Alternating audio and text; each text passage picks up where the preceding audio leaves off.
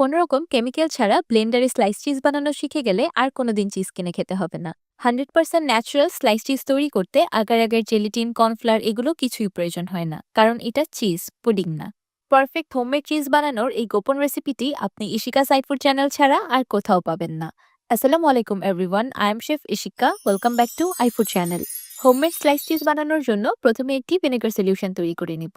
সেই জন্য একটি মেজারমেন্ট গ্লাসে দিয়ে দিলাম 1 কাপ পানি আর 1/4 কাপ ভিনেগার। পানি আর ভিনেগার একসাথে খুব ভালোভাবে মিক্স করে নিলেই তৈরি হয়ে যাবে 2 লিটার দুধের চিজ বানানোর জন্য একটা পারফেক্ট ভিনেগার সলিউশন। এইদিকে একটি প্যানে নিয়ে নিয়েছি 2 লিটার ফুল ক্রিম লিকুইড দুধ। চিজ বানানোর জন্য আমি সবসময় গরুর খাঁটি দুধটাই ব্যবহার করে থাকি, প্যাকেটের কিনা দুধ ব্যবহার করি না।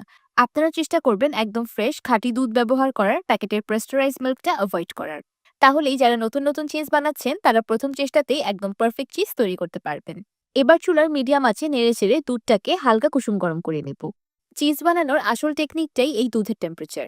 দুধটাকে একদম বেশি গরম করা যাবে না, আবার একদম ঠান্ডাও থাকা যাবে না। দুধে একটা আঙুল ডিপ করার পর যদি ঘড়ি ধরে 10 সেকেন্ড আঙুলটাকে দুধে সহ্য করতে পারেন, তাহলে বুঝতে হবে দুধের টেম্পারেচারটা একদম পারফেক্ট আছে। দুধের টেম্পারেচারটা একদম পারফেক্ট আছে, তাই আমি চুলার ফ্লেমটাকে অফ করে দিয়েছি। এবার আগে থেকে তৈরি করে রাখা ভিনেগার সলিউশন দুধে আমি 2 বারে অ্যাড করে দিব। একটি স্প্যাচুলার সাহায্যে নেড়েচেড়ে আমি চিজটাকে কেটে নিচ্ছি। আমার দেখানো টিপস অ্যান্ড ট্রিক্স অ্যান্ড পদ্ধতি ফলো করে যদি আপনি দুধের ছানা কাটেন, তাহলে ছানা কেটে যাওয়ার পরেই এটার টেক্সচার দেখে বুঝতে পারবেন কতটা বেশি আলাদা। দেখতেই পাচ্ছেন এটা দেখতে একদমই ছানার মতো লাগছে না, অলরেডি দেখতে অনেকটাই চিজের মতো লাগছে।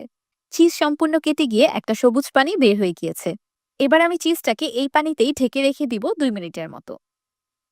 2 মিনিট পর সবগুলো চিজ একত্রে হয়ে গিয়েছে। এবার আমি চিজগুলো একটি স্ট্রেইনারে তুলে নিচ্ছি।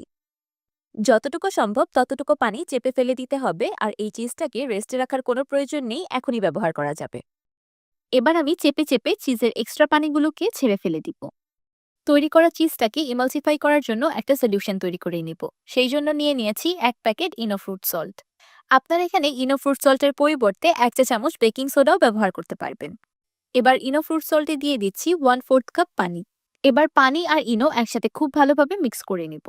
এটাকে এভাবেই রেখে দিব ফেনাটা সম্পূর্ণ চলে যাওয়া পর্যন্ত। এবার ব্লেন্ডার জারে দিয়ে দিলাম পানি ঝরানো চিজ, 50 গ্রাম বাটার, তৈরি করে রাখা ইনোর সলিউশন আর 1 ফোঁটার মতো অরেঞ্জ ফুড কালার। ফুড কালারটা একদমই অপশনাল। আমি একদম দোকানের মতো স্লাইস চিজ তৈরি করার জন্য এখানে কালার ব্যবহার করেছি, আপনারা এটাকে টোটালি স্কিপ করতে পারেন। এবার এই সবগুলো উপকরণ একসাথে খুব ভালোভাবে ব্লেন্ড করে নিব। সবকিছু একসাথে খুব ভালোভাবে ব্লেন্ড হয়ে গিয়েছে। দেখতেই পাচ্ছেন অলরেডি একটা চিজের মতো টেক্সচার চলে এসেছে। চিজের মিক্সচারটাকে একটু পাতলা করার জন্য দিয়ে দিলাম 1/4 কাপ লিকুইড দুধ। এবার আবারও সবকিছু একসাথে খুব ভালোভাবে ব্লেন্ড করে নিব। আচ্ছা, আপনাদের হাতের কাছে বাটার না থাকলে আপনারা এখানে 2 টেবিল চামচের মতো ঘিও ব্যবহার করতে পারেন। কিন্তু হ্যাঁ, ঘি ব্যবহার করলে অবশ্যই চিজের থেকে একটা ঘিয়ের ফ্লেভার আসবে। এট লাস্ট কনসিস্টেন্সিটা ঠিক এমন হবে, না খুব বেশি ঘন না খুব বেশি পাতলা। এবার আমি ব্লেন্ড করা চিজের মিক্সচারটাকে একটি হিট প্রুফ বাটিতে ঢেলে নিলাম। এইদিকে আমি চুলায় একটি পাতিলে পরিমাণ মতো পানি হালকা গরম করে নিয়েছি। দেখতেই পাচ্ছেন পানিটা সিমারিং অবস্থায় আছে। ডাবল বয়লিং করার জন্য অবশ্যই পানি সিমারিং অবস্থায় থাকতে হবে, ফুটন্ত গরম পানি ব্যবহার করা যাবে না। এবার আমি চিজের বাটিটি পাতিলের উপর বসিয়ে দিলাম। এখন চুলার লো আছে ডাবল বয়লিং এর উপর চিজটাকে রান্না করতে থাকবো আরও লিকুইডি হয়ে যাওয়া পর্যন্ত। আপনাদের বাসায় এমন কোনো হিটপ্রুফ সিরামিকের বাটি না থাকলে আপনারা এখানে স্টিলের বাটিও ব্যবহার করতে পারবেন, কোনো অসুবিধা নেই। ডাবল বয়লিং এর উপর রান্না করতে করতে চিজটা একদমই লিকুইডি হয়ে গিয়েছে। এবার চুলা থেকে নামানোর সাথে সাথেই গরম গরম চিজটাকে একটি মোল্ডে ট্রান্সফার করে দিলাম। আমি মোল্ডটাকে আগে থেকে একটি বেকিং পেপার দিয়ে রেডি করে রেখেছিলাম। আপনাদের কাছে এমন বড় সাইজের কোনো মোল্ড না থাকলে টেনশন করার কোনোই দরকার নেই, আপনারা ছোট ছোট স্টিলের প্লেটেও এগুলোকে সেট করে নিতে পারবেন। আমি এমন 2 ট্রে স্লাইস চিজ তৈরি করে নিয়েছি। এবার আমি চিজটাকে নর্মাল ফ্রিজে সেট হতে রেখে দিব 2 থেকে 3 ঘন্টার মতো। ফ্রিজের টেম্পারেচার অনুযায়ী টাইম একটু কম বেশি লাগতে পারে। 3 ঘন্টা পর আমার স্লাইস চিজ পারফেক্টলি সেট। আপনারা ইচ্ছে করলে চিজটাকে সেট হওয়ার জন্য ওভারনাইটও ফ্রিজে রেখে দিতে পারেন। Just look at the shine. মানে হোমমেড চিজের উপর এত সুন্দর শাইন কিভাবে পসিবল বলুন তো? এবার আমি স্লাইস চিজগুলোকে আমার মন মতো স্লাইস করে নিব। দেখার সৌন্দর্যের জন্য আমি সাইডগুলো কেটে সমান করে নিচ্ছি, আপনারা ইচ্ছে করলে নাও কাটতে পারেন। কোন রকম ক্ষতিকারক কেমিক্যাল বা রেনেট ব্যবহার করা ছাড়াই এখন থেকে যখন তখন বাসায় তৈরি করতে পারবেন চিজ স্লাইস। অনেকেই এই চিজ স্লাইস তৈরি করতে আগার আগার পাউডার বা জেলেটিন ব্যবহার করে থাকেন, সেটা একদমই অথেন্টিক চিজ না। অথেন্টিক হোমমেড স্লাইস চিজ তৈরি করতে দুধ, ভিনেগার অ্যান্ড ইমালসিফায়ার ছাড়া আর কিছুই লাগে না। আমি আপনাদেরকে চিজের টেক্সচারটা দেখিয়ে দিচ্ছি।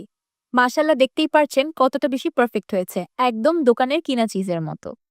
চিজগুলো ইউজ করার সময় বেকিং পেপারটাও খুব ইজিলি রিমুভ করে নিতে পারবেন। চিজ বানিয়ে যদি চিজ মেল্টই না করে দেখাই তাহলে আর কি দেখালাম। এখন আমি আপনাদেরকে চিজ স্লাইসগুলো মেল্ট করে দেখাবো যে কতটা বেশি ইজিলি মেল্ট হবে আর সেই সাথে অনেক বেশি ক্রিমিও হবে। চিজ স্যান্ডউইচগুলোকে গ্রিল করার জন্য একটি গ্রিল প্যান অল্প একটু অয়েল দিয়ে ব্রাশ করে নিলাম। এবার চিজ স্যান্ডউইচগুলোকে গ্রিল করে নিচ্ছি। মাশাআল্লাহ, দেখতেই পারছেন চিজ স্লাইসটা কত সুন্দরভাবে মেল্ট হয়েছে আর সেই সাথে দেখতে কতটা বেশি ক্রিমিও লাগছে, একদম প্যাকেটের চিজের মতো। একদমই চিজি, ক্রিমি অ্যান্ড ইয়াম্মি।